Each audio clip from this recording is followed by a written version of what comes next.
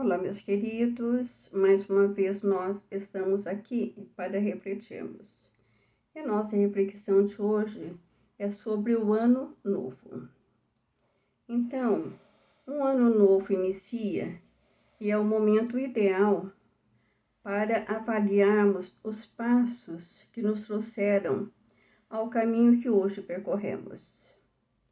Quantas são as alegrias, os motivos para estarmos gratos, as razões para comemorarmos? Quantos são os arrependimentos? Todos os rostos que diariamente fitamos são espelhos a refletir nossos sentimentos, nossas perspectivas de vida, nossos valores, nossas crenças e esperanças. Encontramos sorrisos sinceros, amistosos, fraternos.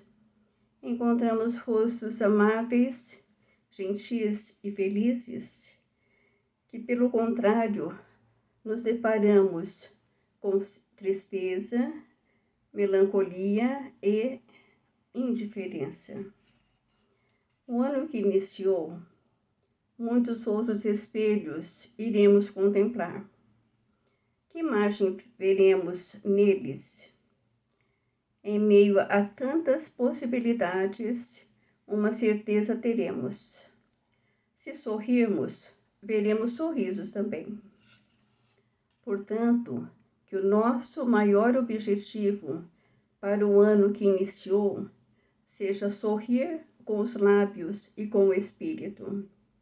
Sorriso de caridade, de bondade, de gentileza, de compreensão e de humildade.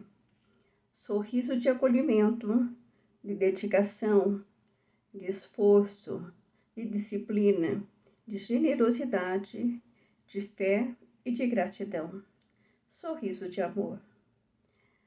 Um ano só é realmente novo quando nos renovamos e nos tornamos novos também. Sabemos que não é fácil, mas tentemos, experimentemos, conscientes. É dentro de nós que o ano novo cochila e espera este despertar sempre dentro de nós.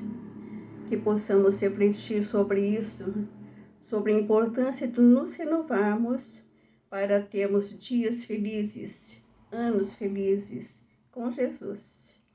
Mesmo porque é Ele que nos renova a cada dia.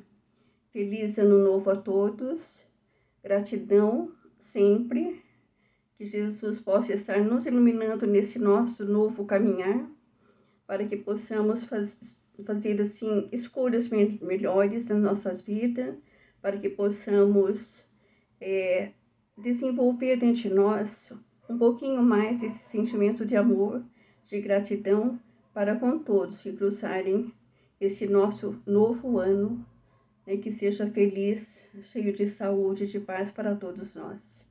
Gratidão a todos, até a próxima, se Deus assim nos permitir. Amo vocês, fiquem com Deus. Um beijinho no coração de cada um. Feliz ano novo para todos nós.